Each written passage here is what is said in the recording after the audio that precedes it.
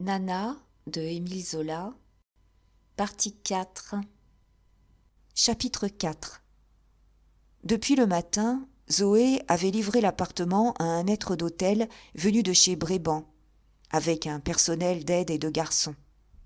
C'était Bréban qui devait tout fournir, le souper, la vaisselle, les cristaux, le linge, les fleurs, jusqu'à des sièges et à des tabourets. Nana n'aurait pas trouvé une douzaine de serviettes au fond de ses armoires. Et n'ayant pas encore eu le temps de se monter dans son nouveau lançage, dédaignant d'aller au restaurant, elle avait préféré faire venir le restaurant chez elle. Ça lui semblait plus chic. Elle voulait fêter son grand succès d'actrice par un souper dont on parlerait. Comme la salle à manger était trop petite, le maître d'hôtel avait dressé la table dans le salon, une table où tenaient 25 couverts, un peu serrés. « Tout est prêt ?» demanda Nana en rentrant à minuit. « Ah, je ne sais pas !» répondit brutalement Zoé, qui paraissait hors d'elle. « Dieu merci, je ne m'occupe de rien. Ils en font un massacre dans la cuisine et dans tout l'appartement. Avec ça, il a fallu me disputer. Les deux autres sont encore venus. Ma foi, je les ai flanqués à la porte. » Elle parlait des deux anciens messieurs de madame, du négociant et du valaque, que Nana s'était décidée à congédier, certaine de l'avenir, désirant faire peau neuve, comme elle disait. « En voilà des crampons, murmura-t-elle. S'ils reviennent, menacez-les d'aller chez le commissaire. » Puis elle appela Daguenet et Georges, restés en arrière dans l'antichambre, où ils accrochaient leurs paletots. Tous deux s'étaient rencontrés à la sortie des artistes, passage des panoramas, et elle les avait amenés en fiacre. Comme il n'y avait personne encore, elle leur criait d'entrer dans le cabinet de toilette pendant que Zoé l'arrangerait. En hâte, sans changer de robe, elle se fit relever les cheveux, piqua des roses blanches à son chignon et à son corsage. Le cabinet se trouvait encombré des meubles du salon qu'on avait dû rouler là, un tas de guéridons, de canapés, de fauteuils, les pieds en l'air. Et elle était prête, lorsque sa jupe se prit dans une roulette et se fendit. Alors, elle jura, furieuse. Ces choses n'arrivaient qu'à elle. Rageusement, elle ôta sa robe, une robe de foulard blanc, très simple, si souple et si fine qu'elle l'habillait d'une longue chemise. Mais aussitôt, elle la remit, n'en trouvant pas d'autre à son goût, pleurant presque, se disant faite comme une chiffonnière. Daguenet et Georges durent rentrer la déchirure avec des épingles, tandis que Zoé la recoiffait. Tous trois se hâtaient autour d'elle, le petit surtout, à genoux par terre, les mains dans les jupes. Elle finit par se calmer, lorsque Daguenet lui assura qu'il devait être au plus minuit un quart, tellement elle avait dépêché le 3e acte de la blonde Vénus, mangeant les répliques, sautant des couplets. « C'est toujours trop bon pour ce tas d'imbéciles, » dit-elle. « Avez-vous vu? Il y avait des têtes, ce soir. Zoé, ma fille, vous attendrez ici. Ne vous couchez pas, j'aurai peut-être besoin de vous. Bigre, il était temps, voilà du monde. » Elle s'échappa. Georges restait par terre, la queue de son habit balayant le sol. Il rougit en voyant Daguenet le regarder. Cependant, ils s'étaient pris de tendresse l'un pour l'autre. Ils refirent le nœud de leur cravate devant le grand Psyché et se donnèrent mutuellement un coup de brosse, tout blanc de s'être frotté à Nana. « On dirait du sucre, » murmura Georges avec son rire de bébé gourmand. Un laquais, loué à la nuit, introduisait les invités dans le petit salon, une pièce étroite où l'on avait laissé 4 fauteuils seulement pour y entasser le monde. Du grand salon voisin venait un bruit de vaisselle et d'argenterie remuée, tandis que, sous la porte, une raie de vive clarté luisait. Nana, en entrant, trouva, déjà installée dans un des fauteuils, Clarisse Bénus, que la Falloise avait amenée. « Comment ? Tu es la première » dit Nana, qui la traitait familièrement depuis son succès. « Eh, c'est lui » répondit Clarisse. « Il a toujours peur de ne pas arriver. Si je l'avais cru, je n'aurais pas pris le temps d'ôter mon rouge et ma perruque. » Le jeune homme, qui voyait Nana pour la première fois, s'inclinait et la complimentait, parlant de son cousin, cachant son trouble sous une exagération de politesse. Mais Nana, sans l'écouter, sans le connaître, lui serra la main, puis s'avança vivement vers Rose Mignon. Du coup, elle devint très distinguée. « Ah, chère madame, que vous êtes gentille, je tenais tant à vous avoir. »« C'est moi qui suis ravie, je vous assure, » dit Rose également pleine d'amabilité. « Asseyez-vous donc, vous n'avez besoin de rien. »« Non, merci. Ah, j'ai oublié mon éventail dans ma pelisse. Steiner, voyez dans la poche droite. » Steiner et Mignon étaient entrés derrière Rose. Le banquier retourna, reparut avec l'éventail, pendant que Mignon, fraternellement, embrassait Nana et forçait Rose à l'embrasser aussi. Est-ce qu'on n'était pas tous de la même famille au théâtre ? Puis il cligna des yeux, comme pour encourager Steiner. Mais celui-ci, troublé par le regard clair de Rose, se contenta de mettre un baiser sur la main de Nana. À ce moment, le comte de Vendeuvre parut avec Blanche de Civry. Il y eut de grandes révérences. Nana, tout à fait cérémonieuse, mena Blanche à un fauteuil. Cependant, Vendeuvre racontait en riant que Fauchery se disputait en bas parce que le concierge avait refusé de laisser entrer la voiture de Lucie Stewart. Dans l'antichambre, on entendit Lucie qui traitait le concierge de sale mufle. Mais quand le laquais eut ouvert la porte, elle s'avança avec sa grâce rieuse, se nomma elle-même, prit les deux mains de Nana en lui disant qu'elle l'avait aimée tout de suite et qu'elle lui trouvait un fier talent. Nana, gonflée de son rôle nouveau de maîtresse de maison, remerciait, vraiment confuse. Pourtant, elle semblait préoccupée depuis l'arrivée de Fauchery. Dès qu'elle put s'approcher de lui, elle demanda tout bas. « Viendra-t-il » ? « Non, il n'a pas voulu, » répondit brutalement le journaliste pris à l'improviste, bien qu'il eût préparé une histoire pour expliquer le refus du comte Muffat. Il eut conscience de sa bêtise en voyant la pâleur de la jeune femme et tâcha de rattraper sa phrase. « Il n'a pas pu, il mène ce soir la comtesse au bal du ministère de l'Intérieur. »« C'est bon, » murmura Nana, qui le soupçonnait de mauvaise volonté. « Tu me payeras ça, mon petit. »« Ah, dis donc, » reprit-il, blessé de la menace, « je n'aime pas ces commissions-là. Adresse-toi à la Bordette. » Ils se tournèrent le dos, ils étaient fâchés. Justement, Mignon poussait Steiner contre Nana. Lorsque celle-ci fut seule, il lui dit à voix basse, avec un cynisme bon enfant de compère qui veut le plaisir d'un ami. « Vous savez qu'il en meurt. Seulement, il a peur de ma femme. N'est-ce pas que vous le défendrez ?» Nana n'eut pas l'air de comprendre. Elle souriait, elle regardait Rose, son mari et le banquier. Puis, elle dit à ce dernier. « Monsieur Steiner, vous vous mettrez à côté de moi. » Mais des rires vinrent de l'antichambre, des chuchotements, une bouffée de voix gaie et bavarde, comme si tout un couvent échappé se fût trouvé là, et la Bordette parut, traînant 5 femmes derrière lui, son pensionnat, selon le mot méchant de Lucie Stewart.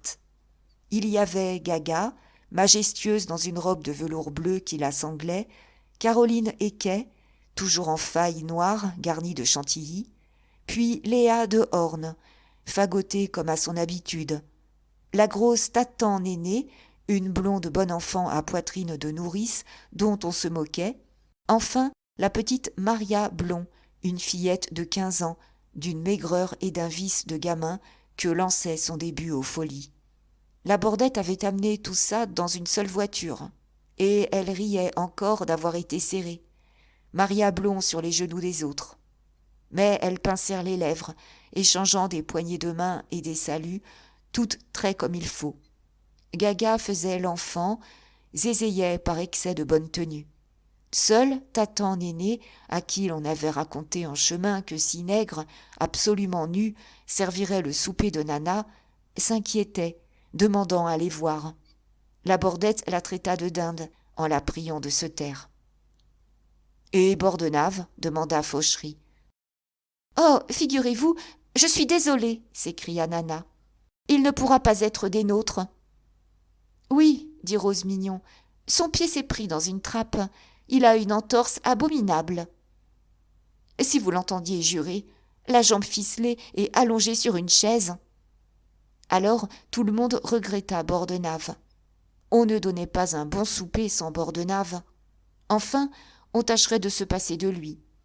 Et l'on causait déjà d'autres choses lorsqu'une grosse voix s'éleva. « Quoi donc ? Quoi donc ? C'est comme ça qu'on m'enterre ?» Il y eut un cri, chacun tourna la tête. C'était Bordenave, énorme et très rouge, la jambe raide, debout sur le seuil, où il s'appuyait à l'épaule de Simone Cabiroche. Pour l'instant, il couchait avec Simone.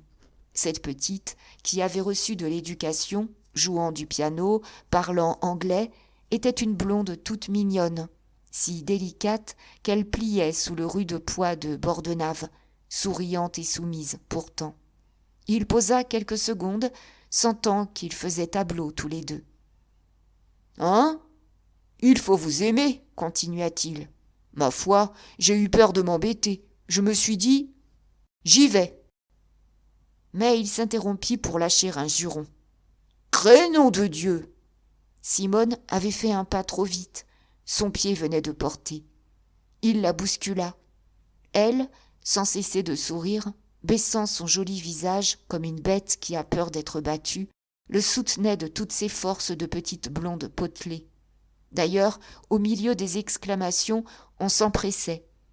Nana et Rose Mignon roulaient un fauteuil dans lequel Bordenave se laissa aller, pendant que les autres femmes lui glissaient un second fauteuil sous la jambe. Et toutes les actrices qui étaient là l'embrassèrent, naturellement. Il grognait, il soupirait.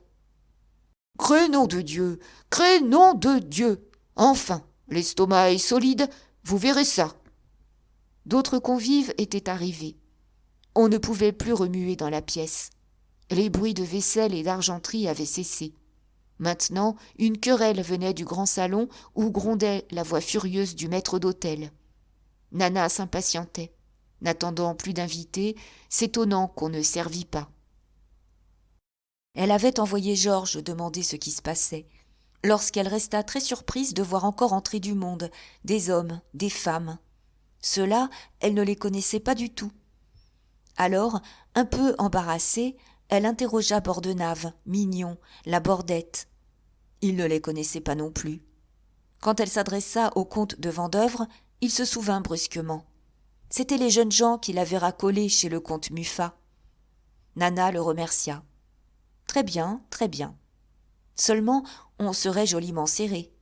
Et elle pria la Bordette d'aller faire ajouter 7 couverts. À peine était-il sorti que le valet introduisit de nouveau 3 personnes. Non, cette fois, ça devenait ridicule. On ne tiendrait pas, pour sûr. Nana, qui commençait à se fâcher, disait de son grand air que ce n'était guère convenable. Mais, en voyant arriver encore 2, elle se mit à rire. Elle trouvait ça trop drôle. Tant pis, on tiendrait comme on tiendrait.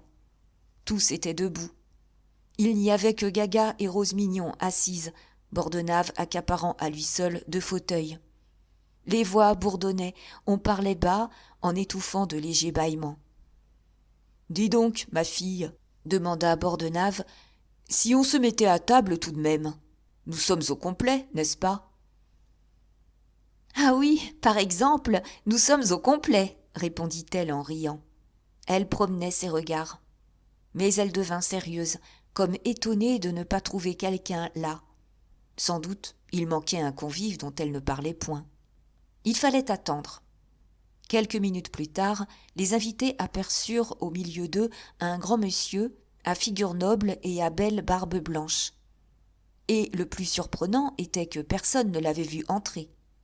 Il devait s'être glissé dans le petit salon par une porte de la chambre à coucher, restée entr'ouverte. Un silence régna, des chuchotements couraient. Le comte de Vendeuvre savait certainement qui était le monsieur, car ils avaient tous deux échangé une discrète poignée de main, mais il répondit par un sourire aux questions des femmes. Alors Caroline Equet, à demi-voix, paria pour un lord anglais qui retournait le lendemain se marier à Londres. Elle le connaissait bien, elle l'avait eu. Et cette histoire fit le tour des dames.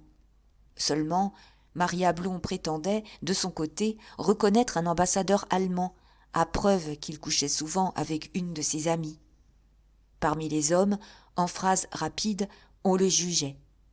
Une tête de monsieur sérieux. Peut-être qu'il payait le souper. Probable. Ça sentait ça. Bah, pourvu que le souper fût bon. Enfin, on resta dans le doute. On oubliait déjà le vieillard à barbe blanche lorsque le maître d'hôtel ouvrit la porte du grand salon. « Madame est servie !» Nana avait accepté le bras de Steiner sans paraître remarquer un mouvement du vieillard qui se mit à marcher derrière elle, tout seul. D'ailleurs, le défilé ne put s'organiser. Les hommes et les femmes entrèrent débandés, plaisantant avec une bonhomie bourgeoise sur ce manque de cérémonie. Une longue table allait d'un bout à l'autre de la vaste pièce, vide de meubles, et cette table se trouvait encore trop petite, car les assiettes se touchaient. 4 candélabres à 10 bougies éclairaient le couvert, un surtout en plaqué, avec des gerbes de fleurs à droite et à gauche.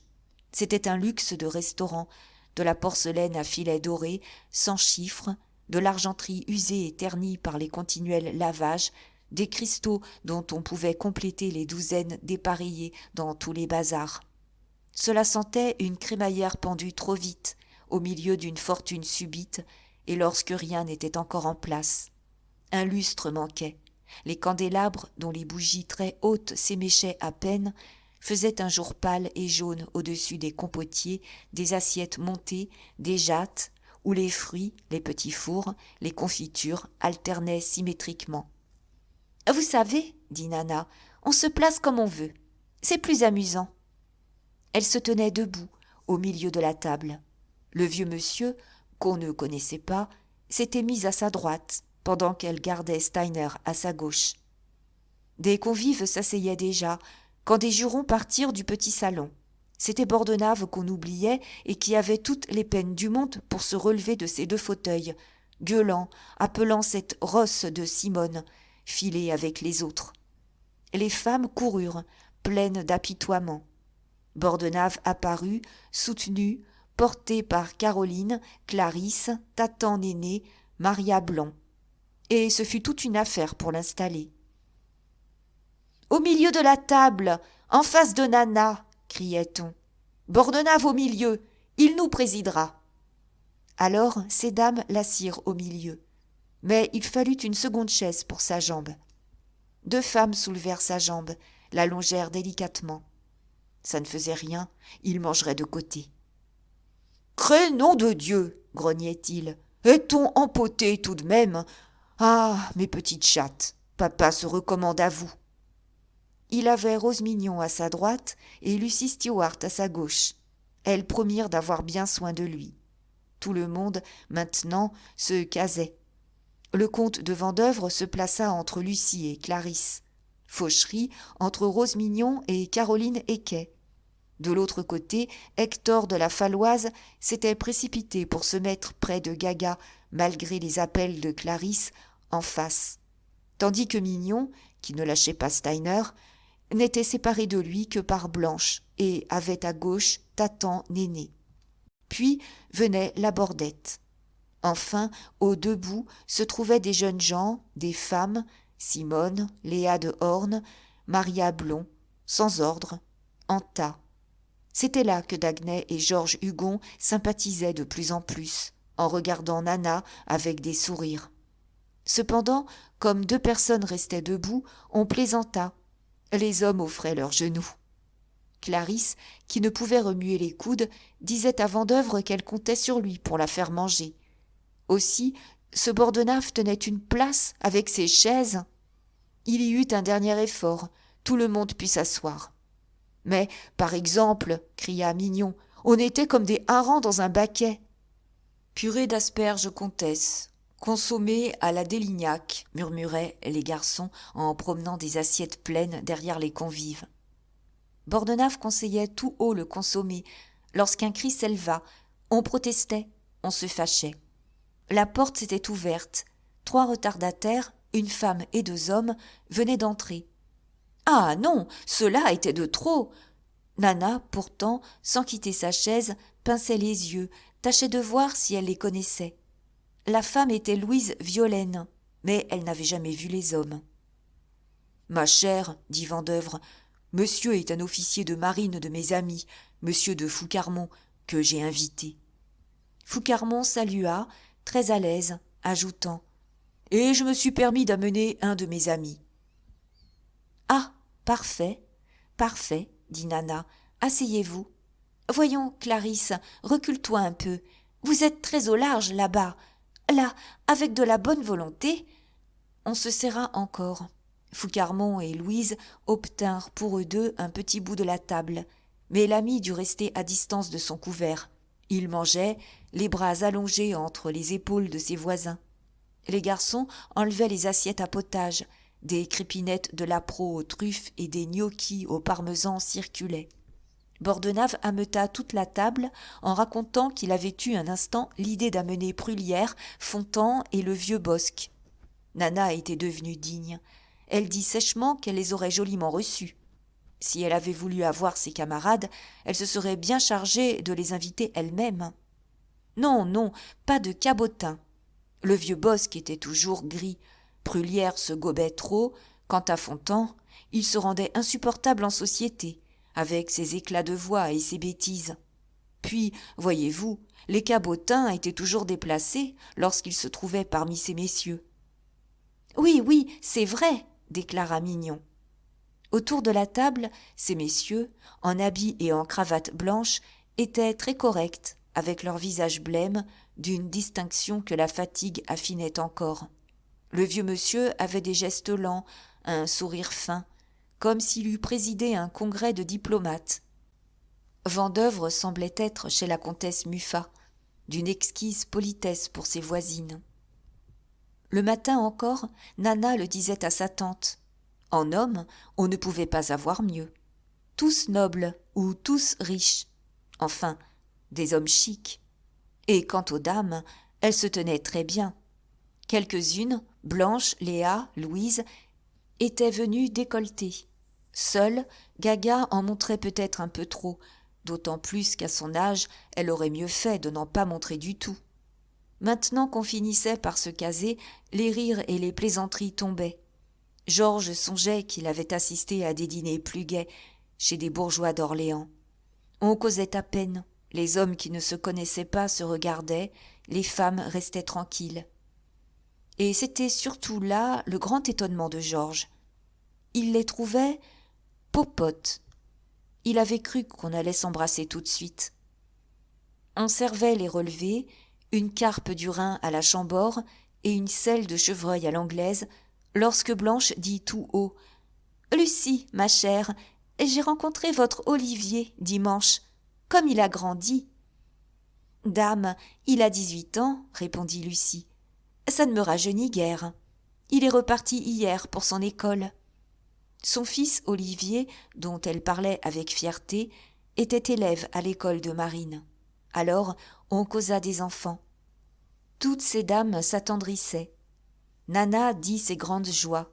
Son bébé, le petit Louis, était maintenant chez sa tante, qui l'amenait chaque matin vers 11h, et elle le prenait dans son lit, où il jouait avec Lulu, son griffon. C'était à mourir de rire de les voir tous les deux se fourrer sous la couverture, au fond. On n'avait pas idée comme Louiset était déjà futé. « Oh, hier, j'ai passé une journée, » raconta à son tour Rose Mignon. « Imaginez-vous que j'étais allée chercher Charles et Henri à leur pensionnat, et il a fallu absolument les mener le soir au théâtre. Ils sautaient, ils tapaient leurs petites mains. « Nous verrons jouer maman, nous verrons jouer maman. » Oh, un train, un train. Mignon souriait complaisamment, les yeux humides de tendresse paternelle. Et à la représentation, continua-t-il, ils étaient si drôles, sérieux comme des hommes, mangeant Rose du regard, me demandant pourquoi maman avait comme ça les jambes nues. Toute la table se mit à rire. Mignon triomphait, flatté dans son orgueil de père. Il adorait les petits. Une seule préoccupation le tenait, grossir leur fortune en administrant, avec une rigidité d'intendant fidèle, l'argent que gagnait Rose au théâtre et ailleurs. Quand il l'avait épousée, chef d'orchestre dans le café-concert où elle chantait, ils s'aimaient passionnément. Aujourd'hui, ils restaient bons amis. C'était réglé entre eux. Elle travaillait le plus qu'elle pouvait, de tout son talent et de toute sa beauté. Lui avait lâché son violon pour mieux veiller sur ses succès d'artiste et de femme. On n'aurait pas trouvé un ménage plus bourgeois ni plus uni. « Quel âge a l'aîné » demanda Vandeuvres. « Henri a 9 ans, » répondit Mignon. « Oh, mais c'est un gaillard !» Puis il plaisanta Steiner, qui n'aimait pas les enfants, et il lui disait d'un air de tranquille audace que, s'il était père, il gâcherait moins bêtement sa fortune. Tout en parlant, il guettait le banquier par-dessus les épaules de Blanche, pour voir si ça se faisait avec Nana. Mais, depuis quelques minutes, Rose et Fauchery, qui causaient de très près, l'agaçaient. Rose, peut-être, n'allait pas perdre son temps à une pareille sottise. Dans ces cas-là, par exemple, il se mettait en travers. Et, les mains belles, un diamant au petit doigt, il achevait un filet de chevreuil. D'ailleurs, la conversation sur les enfants continuait. La Falloise, emplie de troubles par le voisinage de Gaga, lui demandait des nouvelles de sa fille, qu'il avait eu le plaisir d'apercevoir avec elle aux Variétés. Lily se portait bien, mais elle était encore si gamine. Il resta surpris en apprenant que Lily entrait dans sa 19e année. Gaga devint à ses yeux plus imposante. Et, comme il cherchait à savoir pourquoi elle n'avait pas amené Lily, « Oh non, non, jamais, dit-elle d'un air pincé. Il n'y a pas 3 mois qu'elle a voulu absolument sortir du pensionnat. Moi, je rêvais de la marier tout de suite. Mais elle m'aime tant, j'ai dû la reprendre. Ah, bien contre mon gré. » Ses paupières bleuies, aux cils brûlés, clignotaient, tandis qu'elle parlait de l'établissement de sa demoiselle. Si, à son âge, elle n'avait pas mis un sou de côté, travaillant toujours, ayant encore des hommes, surtout de très jeunes, dont elle aurait pu être la grand-mère, c'était vraiment qu'un bon mariage valait mieux. Elle se pencha vers la Falloise, qui rougit sous l'énorme épaule nue et plâtrée dont elle l'écrasait. « Vous savez, murmura-t-elle, et si elle y passe, ce ne sera pas ma faute. Mais on est si drôle quand on est jeune. » Un grand mouvement avait lieu autour de la table. Les garçons s'empressaient. Après les relevés, les entrées venaient de paraître. Des poulardes à la maréchale, des filets de sole sauce ravigote et des escalopes de foie gras. Le maître d'hôtel, qui avait fait verser jusque-là du meursault, offrait du chambertin et du Léoville. Dans le léger brouhaha du changement de service, Georges, de plus en plus étonné, demanda à Daguenet si toutes ces femmes avaient comme ça des enfants. Et celui-ci, amusé par cette question, lui donna des détails. Lucy Stewart était fille d'un graisseur d'origine anglaise employé à la gare du Nord. 39 ans, une tête de cheval, mais adorable. Phthisique et ne mourant jamais. La plus chic de ces dames, 3 princes et un duc. Caroline Equet, née à Bordeaux d'un petit employé mort de honte, avait la bonne chance de posséder pour mère une femme de tête, qui, après l'avoir maudite, s'était remise avec elle, au bout d'1 an de réflexion, voulant au moins lui sauver une fortune. La fille, âgée de 25 ans, très froide, passait pour une des plus belles femmes qu'on pût avoir, à un prix qui ne variait pas. La mère, pleine d'ordre, tenait les livres, une comptabilité sévère des recettes et des dépenses, menait toute la maison de l'étroit logement qu'elle habitait 2 étages plus haut et où elle avait installé un atelier de couturière pour les robes et le linge.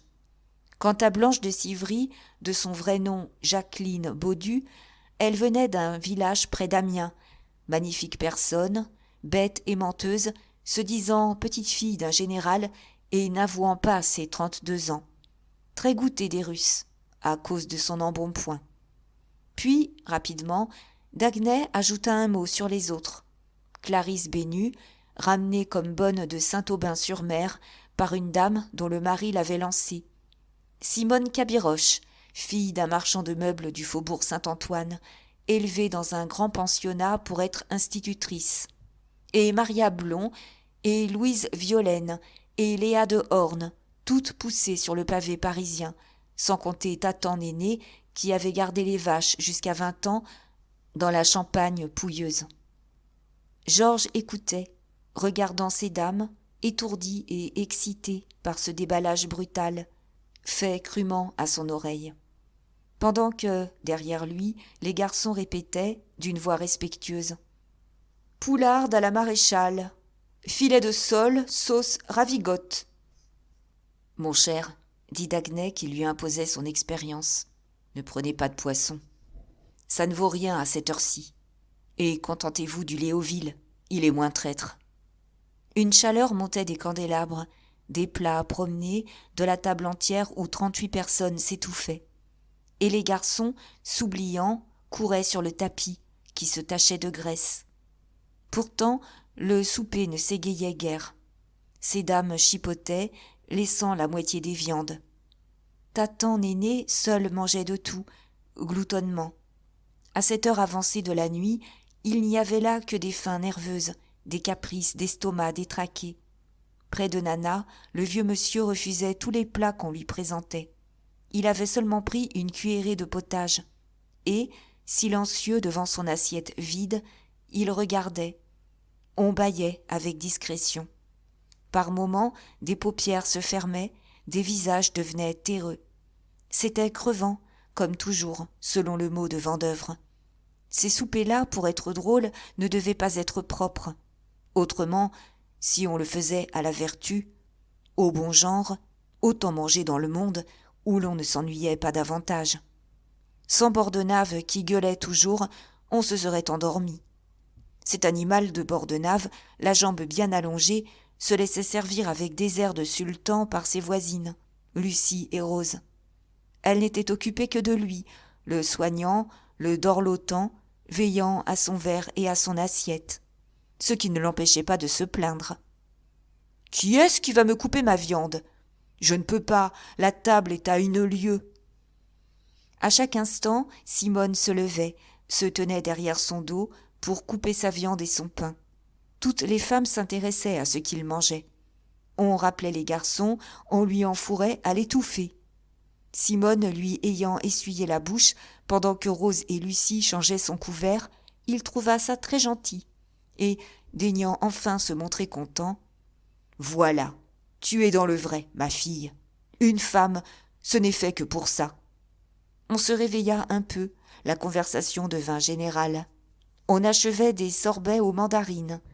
Le rôti chaud était un filet aux truffes, et le rôti froid, une galantine de pintade à la gelée. Nana, que fâchait le manque d'entrain de ses convives, s'était mise à parler très haut. « Vous savez que le prince d'Écosse a déjà fait retenir une avant-scène pour voir la blonde Vénus quand il viendra visiter l'exposition ? » « J'espère bien que tous les princes y passeront, » déclara Bordenave, la bouche pleine. « On attend le chat de Perse dimanche, » dit Lucie Stewart. Alors Rose Mignon parla des diamants du chat. Il portait une tunique entièrement couverte de pierreries, une merveille, un astre flambant qui représentait des millions. Et ces dames, pâles, les yeux luisants de convoitise, allongeaient la tête, citaient les autres rois, les autres empereurs qu'on attendait. Toutes rêvaient de quelque caprice royal, d'une nuit payée d'une fortune. « Dites donc, mon cher, » demanda Caroline Héquet à Vandeuvres, en se penchant, « quel âge a l'empereur de Russie ?»« Oh, il n'a pas d'âge, » répondit le comte, qui riait. « Rien à faire, je vous en préviens. » Nana affecta de paraître blessée. Le mot semblait trop raide. On protesta par un murmure. Mais Blanche donnait des détails sur le roi d'Italie qu'elle avait vu une fois à Milan. Il n'était guère beau, ce qui ne l'empêchait pas d'avoir toutes les femmes. Et elle resta ennuyée lorsque Fauchery assura que Victor Emmanuel ne pourrait venir. Louise Violaine et Léa en tenaient pour l'empereur d'Autriche. Tout d'un coup, on entendit la petite Maria Blond qui disait « En voilà un vieux séco que le roi de Prusse. J'étais à Bade l'année dernière. On le rencontrait toujours avec le comte de Bismarck. »« Tiens, Bismarck, » interrompit Simone, « je l'ai connu, moi. Un homme charmant. »« C'est ce que je disais hier, » s'écria Vandeuvres. « On ne voulait pas me croire. » Et, comme chez la comtesse Sabine, on s'occupa longuement du comte de Bismarck. Vandeuvre répéta les mêmes phrases. Un instant, on fut de nouveau dans le salon des Muffat. Seules, les dames étaient changées. Justement, on passa à la musique.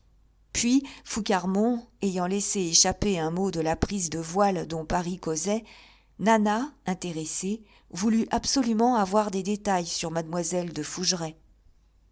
Oh, la pauvre petite, s'enterrer comme ça, vivante. Enfin, quand la vocation avait parlé. Autour de la table, les femmes étaient très touchées. Et Georges, ennuyé d'entendre ces choses une seconde fois, interrogeait d'Agnès sur les habitudes intimes de Nana lorsque la conversation revint fatalement au comte de Bismarck. Tatan-Néné se penchait à l'oreille de Labordette pour demander qui était ce Bismarck, qu'elle ne connaissait pas. Alors, Labordette, froidement, lui conta des histoires énormes. Ce Bismarck mangeait de la viande crue. Quand il rencontrait une femme près de son repaire, il l'emportait sur son dos. Il avait déjà eu de cette manière 32 enfants à 40 ans. « À 40 ans, 32 enfants !» s'écria Tatan-Néné, stupéfaite et convaincue. « Il doit être joliment fatigué pour son âge. » On éclata de rire. Elle comprit qu'on se moquait d'elle. « Êtes-vous bête ? Est-ce que je sais, moi, si vous plaisantez ?» Cependant, Gaga en était restée à l'exposition. Comme toutes ces dames, elle se réjouissait, elle s'apprêtait. Une bonne saison, la province et l'étranger se ruant dans Paris. Enfin, peut-être, après l'exposition, si les affaires avaient bien marché, pourrait-elle se retirer à Juvisy, dans une petite maison qu'elle guettait depuis longtemps. « Que voulez-vous » disait-elle à la Falloise. « On n'arrive à rien. Si l'on était aimé encore !» Gaga se faisait tendre parce qu'elle avait senti le genou du jeune homme se poser contre le sien. Il était très rouge. Elle, tout en zézayant, le pesait d'un coup d'œil. Un petit monsieur pas lourd, mais elle n'était plus difficile. La Falloise obtint son adresse. « Regardez donc, » murmura Vandeuvre à Clarisse. « Je crois que Gaga vous fait votre Hector. »« Je m'en fiche pas mal, » répondit l'actrice. « Il est idiot, ce garçon. Je l'ai déjà flanqué 3 fois à la porte. Moi, vous savez, quand les gamins donnent dans les vieilles, ça me dégoûte. » Elle s'interrompit pour indiquer d'un léger signe Blanche qui, depuis le commencement du dîner, se tenait penchée dans une position très incommode, se rengorgeant, voulant montrer ses épaules au vieux monsieur distingué, assis à 3 places de distance. « On vous lâche aussi, mon cher, » reprit-elle. Vandeuvre sourit finement, avec un geste d'insouciance. Certes, ce n'était pas lui qui aurait empêché cette pauvre Blanche d'avoir un succès. Le spectacle que donnait Steiner à toute la table l'intéressait davantage. On connaissait le banquier pour ses coups de cœur. Ce terrible juif allemand, ce brasseur d'affaires dont les mains fondaient les millions, devenait imbécile lorsqu'il se toquait d'une femme. Et il les voulait toutes. Il n'en pouvait paraître une au théâtre sans qu'il l'achetât, si chère qu'elle fût. On citait des sommes. À 2 reprises, son furieux appétit des filles l'avait ruiné. Comme disait Vandeuvre, les filles vengeaient la morale en nettoyant sa caisse. Une grande opération sur les salines des Landes lui ayant rendu sa puissance à la bourse, les mignons, depuis 6 semaines, mordaient fortement dans les salines. Mais des paris s'ouvraient. Ce n'étaient pas les mignons qui achèveraient le morceau. Nana montrait ses dents blanches. Une fois encore, Steiner était pris, et si rudement que, près de Nana, il restait comme assommé, mangeant sans faim, la lèvre pendante, la face marbrée de taches. Elle n'avait qu'à dire un chiffre. Pourtant, elle ne se pressait pas, jouant avec lui, soufflant des rires dans son oreille velue, s'amusant des frissons qui passaient sur son épaisse figure. Il serait toujours temps de bâcler ça, si décidément ce pignouf de comte Muffat faisait son Joseph. « Léoville ou Chambertin ?» murmura un garçon en allongeant la tête entre Nana et Steiner, au moment où celui-ci parlait bas à la jeune femme. « Hein, quoi ?» bégaya-t-il, la tête perdue. « Ce que vous voudrez, ça m'est égal. » Vandeuvre poussait légèrement du coude Lucie Stewart, une très méchante langue d'un esprit féroce lorsqu'elle était lancée. Mignon, ce soir-là, l'exaspérait. « Vous savez qu'il tiendrait la chandelle, disait-elle au comte. Il espère refaire le coup du petit Jonquier. Vous vous rappelez, Jonquier, qui était avec Rose et qui avait un béguin pour la grande Laure. Mignon a procuré l'or à Jonquier. Puis il l'a ramené bras dessus, bras dessous chez Rose, comme un mari auquel on vient de permettre une Fredaine. Mais cette fois, ça va rater. Nana ne doit pas rendre les hommes qu'on lui prête. » « Qu'a-t-il donc, Mignon, à regarder sévèrement sa femme ?» demanda Vendeuvre. Il se pencha. Il aperçut Rose, qui devenait tout à fait tendre pour Fauchery. Cela lui expliqua la colère de sa voisine. Il reprit en riant. « Diable, est-ce que vous êtes jalouse ?»« Jalouse ?» dit Lucie, furieuse. « Eh bien, si Rose a envie de Léon, je le lui donne volontiers. Pour ce qu'il vaut. Un bouquet par semaine, et encore. Voyez-vous, mon cher, ces filles de théâtre sont toutes les mêmes. Rose a pleuré de rage en lisant l'article de Léon sur Nana. Je le sais. Alors, vous comprenez, il lui faut aussi un article, et elle le gagne. Moi, je vais flanquer Léon à la porte, vous verrez ça. » Elle s'arrêta pour dire au garçon debout derrière elle, avec ses 2 bouteilles, « Léoville !» Puis elle repartit, baissant la voix. « Je ne veux pas crier, ce n'est pas mon genre. Mais c'est une fière salope tout de même. À la place de son mari, je lui allongerai une danse fameuse. Oh, ça ne lui portera pas bonheur.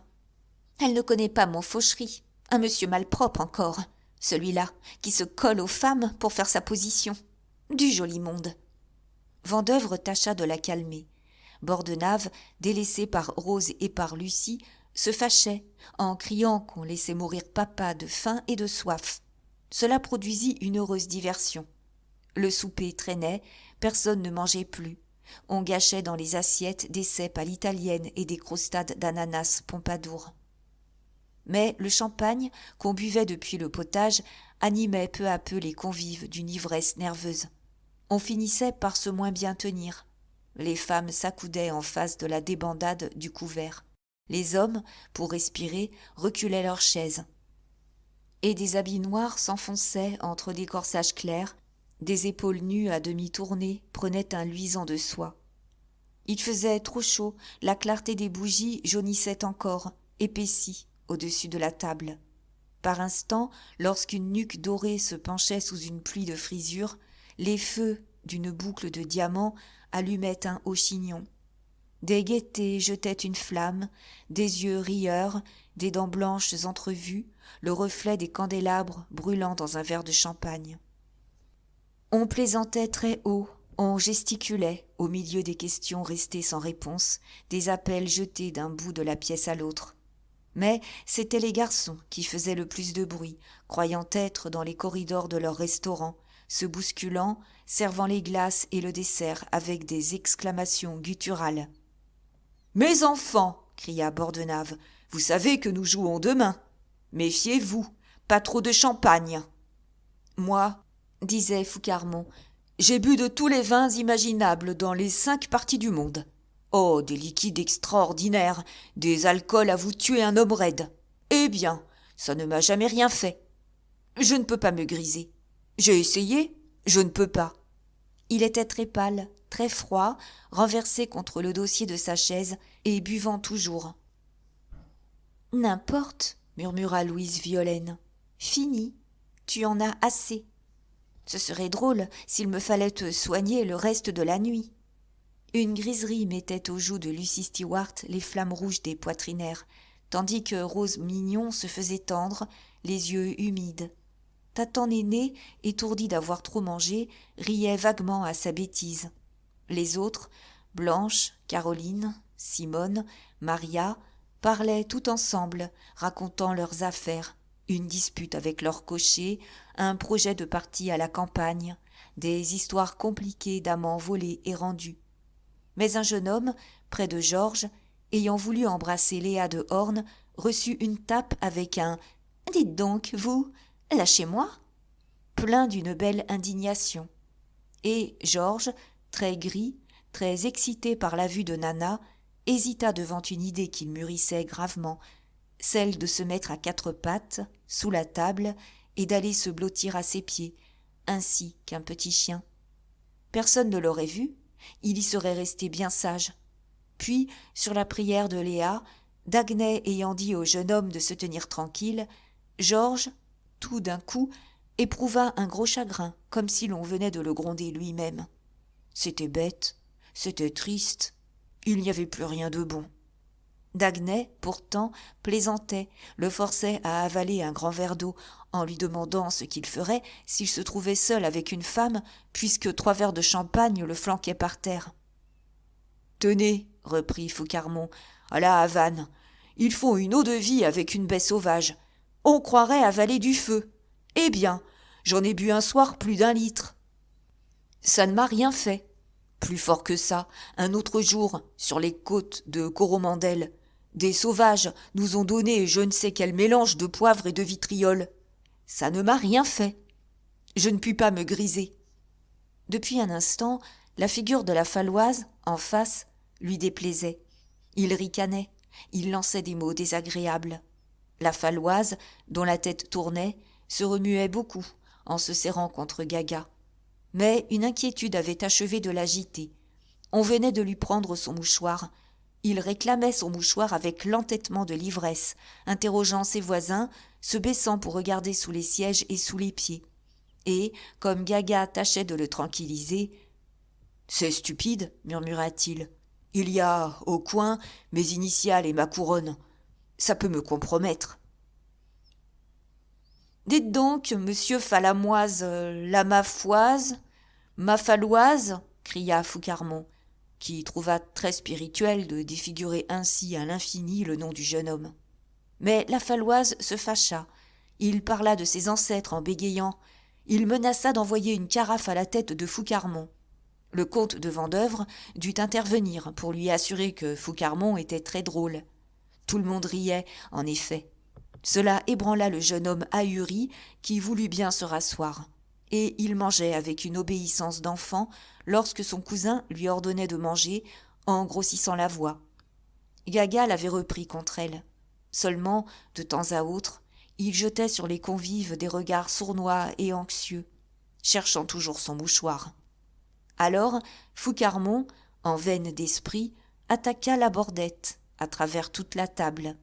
Louise Violaine tâchait de le faire taire parce que, disait-elle, quand il était comme ça taquin avec les autres, ça finissait toujours mal pour elle. Il avait trouvé une plaisanterie qui consistait à appeler la bordette « madame ». Elle devait l'amuser beaucoup, il la répétait, tandis que la bordette, tranquillement, haussait les épaules en disant chaque fois « Taisez-vous donc, mon cher, c'est bête ». Mais comme Foucarmont continuait et arrivait aux insultes, sans qu'on sût pourquoi, il cessa de lui répondre. Il s'adressa au comte de Vendeuvre. « Monsieur, faites taire votre ami. Je ne veux pas me fâcher. » À 2 reprises, il s'était battu. On le saluait, on l'admettait partout. Ce fut un soulèvement général contre Foucarmont.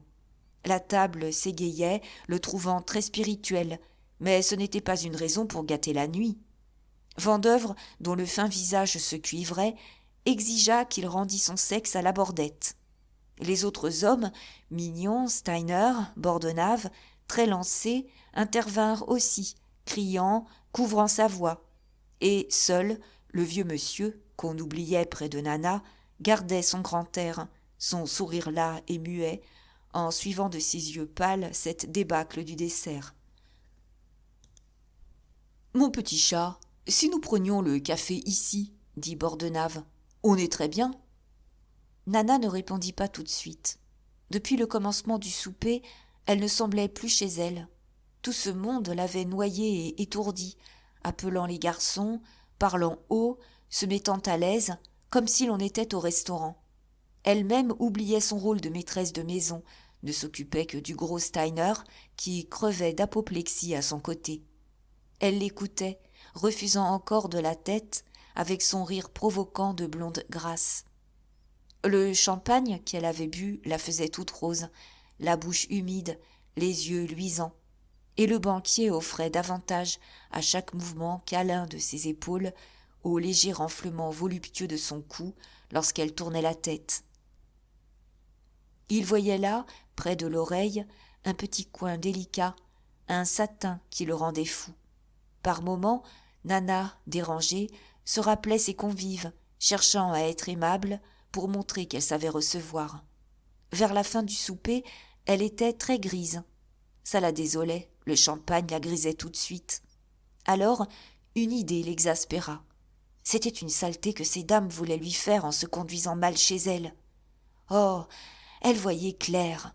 Lucie avait cligné l'œil pour pousser Foucarmont contre la bordette, tandis que Rose, Caroline et les autres excitaient ces messieurs. Maintenant, le bousin était à ne pas s'entendre, histoire de dire qu'on pouvait tout se permettre quand on soupait chez Nana. Eh bien, ils allaient voir. Elle avait beau être grise, elle était encore la plus chic et la plus comme il faut. « Mon petit chat, reprit Bordenave, dis donc de servir le café ici. J'aime mieux ça, à cause de ma jambe. » Mais Nana s'était levée brutalement, en murmurant aux oreilles de Steiner et du vieux monsieur stupéfait.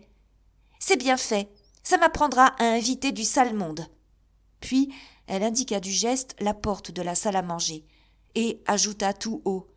« Vous savez, si vous voulez du café, il y en a là. » On quitta la table, on se poussa vers la salle à manger, sans remarquer la colère de Nana. Et il ne resta bientôt plus dans le salon que Bordenave, se tenant au mur, avançant avec précaution, pestant contre ces sacrées femmes qui se fichaient de papa, maintenant qu'elles étaient pleines. Derrière lui, les garçons enlevaient déjà le couvert, sous les ordres du maître d'hôtel, lancé à voix haute. Ils se précipitaient, se bousculaient, faisant disparaître la table comme un décor de féerie, au coup de sifflet du maître machiniste. Ces dames et ces messieurs devaient revenir au salon après avoir pris le café. « Fichtre, il fait moins chaud ici, » dit Gaga avec un léger frisson en entrant dans la salle à manger. La fenêtre de cette pièce était restée ouverte. 2 lampes éclairaient la table où le café se trouvait servi avec des liqueurs. Il n'y avait pas de chaise, on but le café debout, pendant que le brouhaha des garçons, à côté, augmentait encore. Nana avait disparu, mais personne ne s'inquiétait de son absence. On se passait parfaitement d'elle, chacun se servant, fouillant dans les tiroirs du buffet pour chercher des petites cuillères qui manquaient. Plusieurs groupes s'étaient formés. Les personnes, séparées durant le souper, se rapprochaient, et l'on échangeait des regards, des rires significatifs, des mots qui résumaient les situations. « N'est-ce pas, Auguste, dit Rose Mignon, que M. Fauchery devrait venir déjeuner un de ces jours ?» Mignon, qui jouait avec la chaîne de sa montre, couva une seconde le journaliste de ses yeux sévères. Rose était folle. En bon administrateur, il mettrait ordre à ce gaspillage. Pour un article, soit, mais ensuite, porte close. Cependant, comme il connaissait la mauvaise tête de sa femme, et qu'il avait pour règle de lui permettre paternellement une bêtise lorsqu'il le fallait, il répondit en se faisant aimable. « Certainement, je serai très heureux. Venez donc demain, monsieur Fauchery. » Lucie Stewart, en train de causer avec Steiner et Blanche, entendit cette invitation. Elle haussa la voix, disant au banquier : « C'est une rage qu'elles ont toutes. Il y en a une qui m'a volé jusqu'à mon chien. Voyons, mon cher, est-ce ma faute si vous la lâchez ?» Rose tourna la tête. Elle buvait son café à petites gorgées. Elle regardait Steiner fixement, très pâle, et toute la colère contenue de son abandon passa dans ses yeux comme une flamme. Elle voyait plus clair que Mignon. C'était bête d'avoir voulu recommencer l'affaire de Jonquier. Ces machines-là ne réussissaient pas 2 fois. Tant pis, elle aurait Fauchery, elle s'en toquait depuis le souper. Et si Mignon n'était pas content, ça lui apprendrait. « Vous n'allez pas vous battre ?» vint dire Vendeuvre à Lucie Stewart. « Non, n'ayez pas peur. Seulement qu'elle se tienne tranquille, ou je lui lâche son paquet. » Et, appelant Fauchery d'un geste impérieux, « Mon petit, j'ai des pantoufles à la maison. Je te ferai mettre ça demain chez ton concierge. » Il voulut plaisanter. Elle s'éloigna d'un air de reine. Clarisse, qui s'était adossée contre un mur afin de boire tranquillement un verre de kirsch, haussait les épaules. En voilà des affaires pour un homme. Est-ce que, du moment où 2 femmes se trouvaient ensemble avec leurs amants, la première idée n'était pas de se les faire. C'était réglé, ça. Elle, par exemple, si elle avait voulu, aurait arraché les yeux de Gaga à cause d'Hector. Ah oui, elle s'en moquait. Puis, comme la Faloise passait, elle se contenta de lui dire « Écoute donc, tu les aimes avancés, toi ? Ce n'est pas mûr, c'est blette qu'il te les faut. » La Faloise parut très vexée. Il restait inquiet. En voyant Clarisse se moquer de lui, il la soupçonna. « Pas de blague, murmura-t-il. Tu m'as pris mon mouchoir. Rends-moi mon mouchoir. »« N'aura-t-il assez avec son mouchoir ?» cria-t-elle. « Voyons, idiot, pourquoi te l'aurais-je pris ?»« Tiens, dit-il avec méfiance, pour l'envoyer à ma famille, pour me compromettre. » Cependant, Foucarmont s'attaquait aux liqueurs. Il continuait de ricaner en regardant Labordette qui buvait son café au milieu de ces dames. Et il lâchait des bouts de phrases. Le fils d'un marchand de chevaux, d'autres disaient le bâtard d'une comtesse. Aucun revenu, et toujours 25 louis dans la poche. Le domestique des filles, un gaillard qui ne couchait jamais. Jamais, jamais, répétait-il en se fâchant. Non, voyez-vous, il faut que je le gifle. Il vida un petit verre de chartreuse. La chartreuse ne le dérangeait aucunement. Pas ça, disait-il. Et il faisait claquer l'ongle de son pouce au bord de ses dents. Mais tout d'un coup, au moment où il s'avançait sur Labordette, il devint blême et s'abattit devant le buffet, comme une masse. Il était ivre-mort. Louise Violaine se désola. Elle le disait bien que ça finirait mal. Maintenant, elle en avait pour le reste de sa nuit à le soigner. Gaga la rassurait, examinant l'officier d'un œil de femme expérimentée, déclarant que ce ne serait rien, que ce monsieur allait dormir comme ça 12 à 15 heures sans accident. On emporta Foucarmont. « Tiens, où donc a passé Nana ?» demanda Vendeuvre. « Oui, au fait, elle s'était envolée en quittant la table. On se souvenait d'elle, tout le monde la réclamait. » Steiner, inquiet depuis un instant, questionna Vendeuvre au sujet du vieux monsieur, disparu lui aussi. Mais le comte le rassura. Il venait de reconduire le vieillard. Un personnage étranger dont il était inutile de dire le nom. Un homme très riche qui se contentait de payer les soupers. Puis, comme on oubliait de nouveau Nana, Vendeuvre aperçut Daguenet, la tête à une porte, l'appelant d'un signe. Et, dans la chambre à coucher, il trouva la maîtresse de maison assise, raidie, les lèvres blanches, tandis que Daguenet et Georges, debout, la regardaient d'un air consterné. « Qu'avez-vous donc ?» demanda-t-il surpris. Elle ne répondit pas, elle ne tourna pas la tête. Il répéta sa question. « J'ai !» cria-t-elle enfin. « Que je ne veux pas qu'on se foute de moi !» Alors elle lâcha ce qui lui vint à la bouche. Oui, oui, elle n'était pas une bête, elle voyait clair. On s'était fichu d'elle pendant le souper. On avait dit des horreurs pour montrer qu'on la méprisait.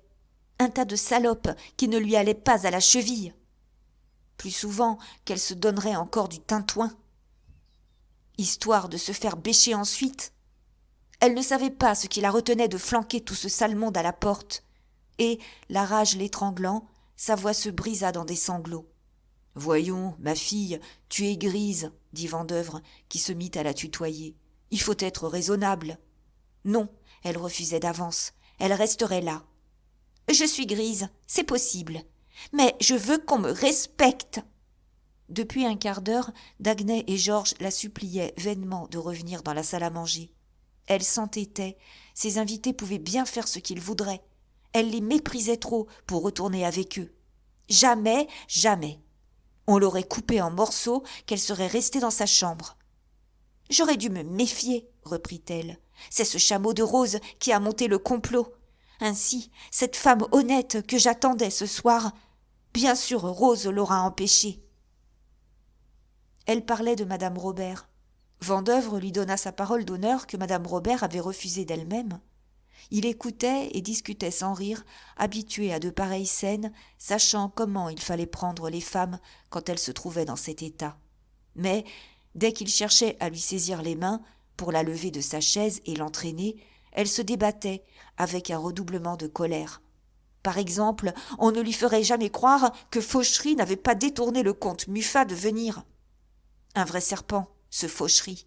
un envieux, un homme capable de s'acharner après une femme et de détruire son bonheur.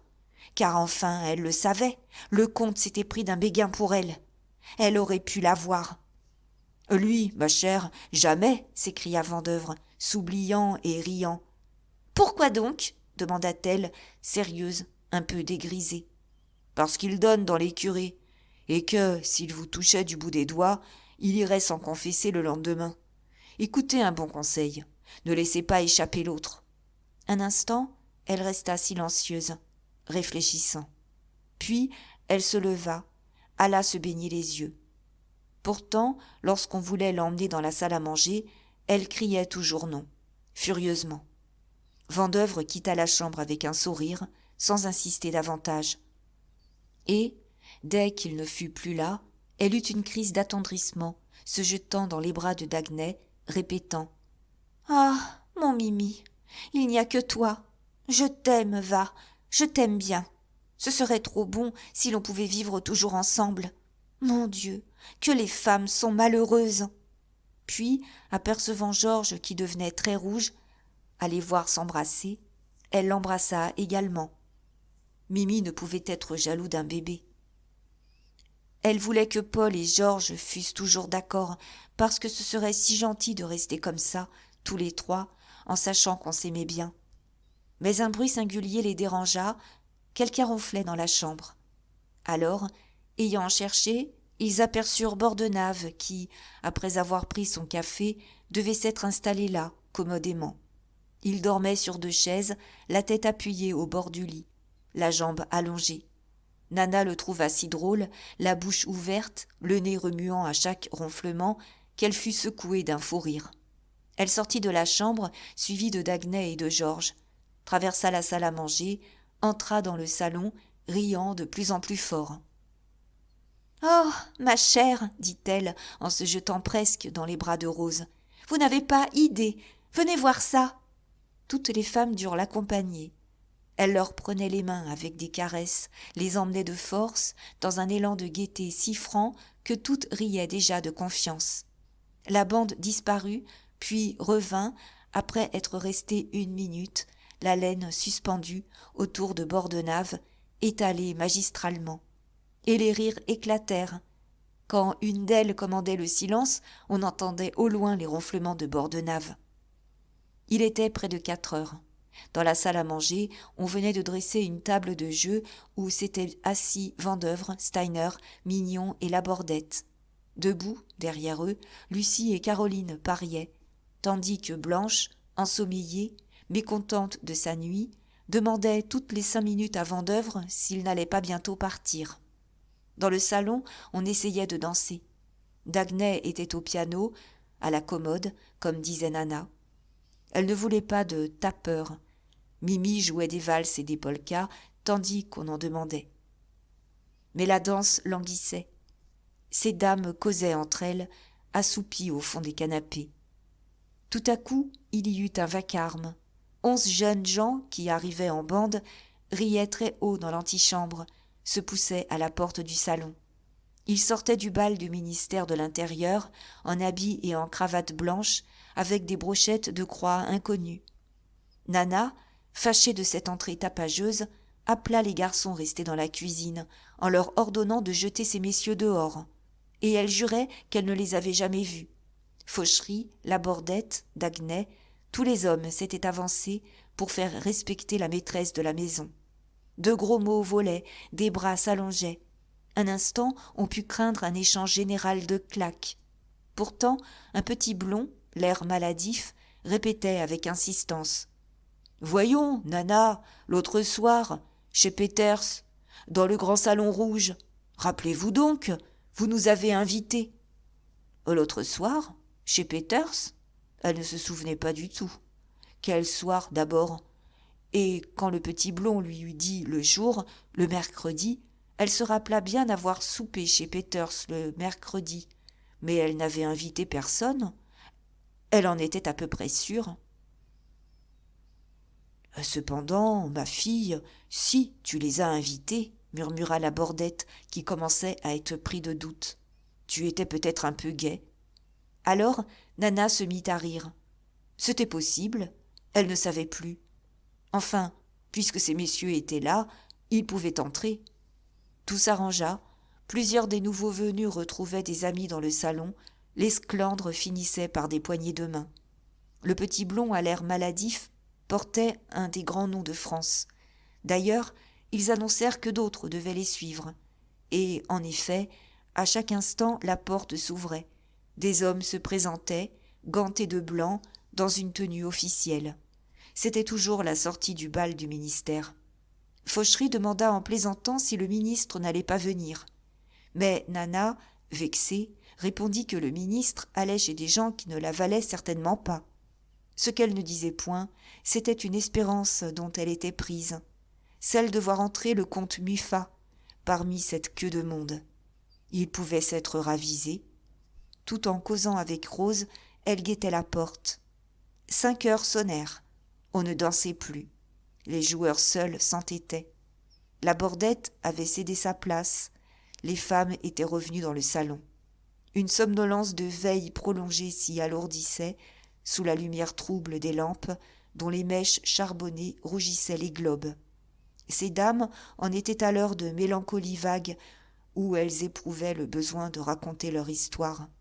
Blanche de Civry parlait de son grand-père, le général, tandis que Clarisse inventait un roman, un duc qui l'avait séduite chez son oncle, où il venait chasser le sanglier. Et toutes deux, le dos tourné, haussaient les épaules, en demandant s'il était Dieu possible de conter des blagues pareilles. Quant à Lucie Stewart, elle avouait tranquillement son origine. Elle parlait volontiers de sa jeunesse, lorsque son père, le graisseur du chemin de fer du Nord, la régalait le dimanche d'un chausson aux pommes. « Oh, que je vous dise !» cria brusquement la petite Maria Blond. « Il y a en face de chez moi un monsieur, un Russe, enfin un homme excessivement riche. Voilà qu'hier, je reçois un panier de fruits. Mais un panier de fruits, des pêches énormes, des raisins gros comme ça, enfin quelque chose d'extraordinaire dans cette saison. Et au milieu, 6 billets de 1000. C'était le Russe. Naturellement, j'ai tout renvoyé. Mais ça m'a fait un peu mal au cœur, pour les fruits. » Ces dames se regardèrent en pinçant les lèvres. À son âge, la petite Maria Blond avait un joli toupet. Avec ça, que de pareilles histoires arrivaient à des traînées de son espèce. C'étaient, entre elles, des mépris profonds. Elle jalousait surtout Lucie, furieuse de ces 3 princes. Depuis que Lucie, chaque matin, faisait à cheval une promenade au bois, ce qu'il avait lancé, toutes montaient à cheval, une rage les tenait. Le jour allait paraître. Nana détourna les yeux de la porte, perdant espoir. On s'ennuyait à crever. Rose Mignon avait refusé de chanter la pantoufle, pelotonnée sur un canapé où elle causait bas avec Fauchery, en attendant Mignon qui gagnait déjà une 50aine de louis à Vendeuvre. Un monsieur gras, décoré et de mine sérieuse, venait bien de réciter le sacrifice d'Abraham en patois d'Alsace. Quand Dieu jure, il dit « Sacré nom de moi !» Et Isaac répond toujours « Oui, papa !» Seulement, personne n'ayant compris, le morceau avait paru stupide. On ne savait que faire pour être gai, pour finir follement la nuit. Un instant, la bordette imagina de dénoncer les femmes à l'oreille de la Falloise, qui allait rôder autour de chacune, regardant si elle n'avait pas son mouchoir dans le cou. Puis, comme des bouteilles de champagne restaient sur le buffet, les jeunes gens s'étaient remis à boire. Ils s'appelaient, s'excitaient, mais une ivresse morne, d'une bêtise à pleurer, envahissait le salon, invinciblement. Alors, le petit Blondin, celui qui portait un des grands noms de France, à bout d'invention, désespéré de ne rien trouver de drôle, eut une idée. Il emporta sa bouteille de champagne et acheva de la vider dans le piano. Tous les autres se tordirent. « Tiens, » demanda avec étonnement Tatan Néné, qui l'avait aperçu, « pourquoi donc met-il du champagne dans le piano ?»« Comment, ma fille, tu ne sais pas ça ?» répondit la bordette gravement. « Il n'y a rien de bon comme le champagne pour les pianos. Ça leur donne du son. »« Ah !» murmura Tatan Néné, convaincue. Et, comme on riait, elle se fâcha. Est-ce qu'elle savait? On l'embrouillait toujours. Ça se gâtait, décidément. La nuit menaçait de finir d'une façon malpropre. Dans un coin, Maria Blond s'était empoignée avec Léa de Horn qu'elle accusait de coucher avec des gens pas assez riches.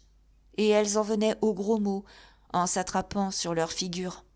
Lucie, qui était laide, les fit taire. Ça ne signifiait rien, la figure. Il fallait être bien faite. Plus loin, sur un canapé, un attaché d'ambassade avait passé un bras à la taille de Simone, qu'il tâchait de baiser au cou. Mais Simone, éreintée, maussade, le repoussait chaque fois avec des « tu m'embêtes » et de grands coups d'éventail sur la figure. Aucune, d'ailleurs, ne voulait qu'on la touchât. Est-ce qu'on les prenait pour des filles? Cependant, Gaga, qui avait rattrapé la Falloise, le tenait presque sur ses genoux, tandis que Clarisse, entre deux messieurs, disparaissait, secouée d'un rire nerveux de femme qu'on chatouille. Autour du piano, le petit jeu continuait, dans un coup de folie bête. On se poussait, chacun voulait y verser son fond de bouteille. C'était simple et gentil. « Tiens, mon vieux, bois un coup. Diantre, il a soif, ce piano. Attention, en voici encore une. Il ne faut rien perdre. » Nana, le dos tourné, ne les voyait pas. Elle se rabattait, décidément, sur le gros Steiner, assis près d'elle. Tant pis, c'était la faute de ce Muffat, qui n'avait pas voulu. Dans sa robe de foulard blanc, légère et chiffonnée comme une chemise, avec sa pointe d'ivresse qui la pâlissait, les yeux battus, elle s'offrait de son air tranquille de bonne fille. Les roses de son chignon et de son corsage s'étaient effeuillées. Il ne restait que les queues. Mais Steiner retira vivement la main de ses jupes où il venait de rencontrer les épingles mises par Georges. Quelques gouttes de sang parurent. Une tomba sur la robe et la tacha. « Maintenant, c'est signé, » dit Nana sérieusement. Le jour grandissait. Une lueur louche, d'une affreuse tristesse, entrait par les fenêtres. Alors le départ commença, une débandade pleine de malaise et d'aigreur. Caroline Equet, fâchée d'avoir perdu sa nuit, dit qu'il était temps de s'en aller si l'on ne voulait pas assister à de jolies choses. Rose faisait une moue de femme compromise. C'était toujours ainsi avec ses filles. Elles ne savaient pas se tenir, elles se montraient dégoûtantes à leur début. Et, Mignon ayant nettoyé Vendeuvre, le ménage partit, sans s'inquiéter de Steiner, après avoir invité de nouveau Fauchery pour le lendemain. Lucie, alors, refusa de se laisser reconduire par le journaliste, qu'elle renvoya tout haut à sa cabotine. Du coup, Rose, qui s'était retournée, répondit par un « sale grue » entre les dents. Mais déjà, Mignon, paternelle dans les querelles de femmes, expérimentée et supérieure, l'avait poussée dehors en la priant de finir. Derrière eux, Lucie, toute seule, descendit royalement l'escalier. Puis ce fut la Falloise que Gaga dut emmener, malade, sanglotant comme un enfant, appelant Clarisse, filée depuis longtemps avec ces deux messieurs. Simone aussi avait disparu. Il ne restait plus que Tatan, Léa et Maria, dont la Bordette voulut bien se charger complaisamment. « C'est que je n'ai pas du tout envie de dormir, » répétait Nana. « Il faudrait faire quelque chose. » Elle regardait le ciel à travers les vitres, un ciel livide où couraient des nuages couleur de suie. Il était 6 heures. En face, de l'autre côté du boulevard Haussmann, les maisons encore endormies découpaient leurs toitures humides dans le petit jour, tandis que, sur la chaussée déserte, une troupe de balayeurs passait avec le bruit de leurs sabots. Et, devant ce réveil navré de Paris, elle se trouvait prise d'un attendrissement de jeune fille, d'un besoin de campagne, d'idylle, de quelque chose de doux et de blanc. « Oh, vous ne savez pas, dit-elle en revenant à Steiner, vous allez me mener au bois de Boulogne, et nous boirons du lait. » Une joie d'enfant la faisait battre des mains. Sans attendre la réponse du banquier, qui consentait naturellement, ennuyée au fond et rêvant autre chose, elle courut jeter une pelisse sur ses épaules. Dans le salon, il n'y avait plus, avec Steiner, que la bande des jeunes gens. Mais, Ayant égoutté dans le piano jusqu'au fond des verres, il parlait de s'en aller. Lorsqu'un d'eux accourut triomphalement, tenant à la main une dernière bouteille qu'il rapportait de l'office. « Attendez, attendez !» cria-t-il. « Une bouteille de chartreuse. Là, il avait besoin de chartreuse. Ça va le remettre. Et maintenant, mes enfants, filons. Nous sommes idiots. » Dans le cabinet de toilette, Nana dut réveiller Zoé qui s'était assoupie sur une chaise. Le gaz brûlait. Zoé frissonna, aida madame à mettre son chapeau et sa pelisse. « Enfin, ça y est, j'ai fait ce que tu voulais, » dit Nana qui la tutoya dans un élan d'expansion, soulagée d'avoir pris un parti. « Tu avais raison. Autant le banquier qu'un autre. » La bonne était maussade, engourdie encore. Elle grogna que madame aurait dû se décider le premier soir. Puis, comme elle la suivait dans la chambre, elle lui demanda ce qu'elle devait faire de ces deux-là. Bordenave ronflait toujours. Georges, qui était venu sournoisement enfoncer la tête dans un oreiller, avait fini par s'y endormir, avec son léger souffle de chérubin. Nana répondit qu'on les laissa dormir. Mais elle s'attendrit de nouveau en voyant entrer Daguenet. Il la guettait de la cuisine. Il avait l'air bien triste. « Voyons, mon Mimi, sois raisonnable, » dit-elle en le prenant dans ses bras, en le baisant avec toutes sortes de câlineries. « Il n'y a rien de changé. Tu sais que c'est toujours mon Mimi que j'adore, n'est-ce pas ? » « Il le fallait. Je te jure, ce sera encore plus gentil. Viens demain. Nous conviendrons des heures. Vite, embrasse-moi comme tu m'aimes.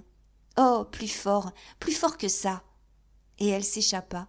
Elle rejoignit Steiner, heureuse, reprise par son idée de boire du lait.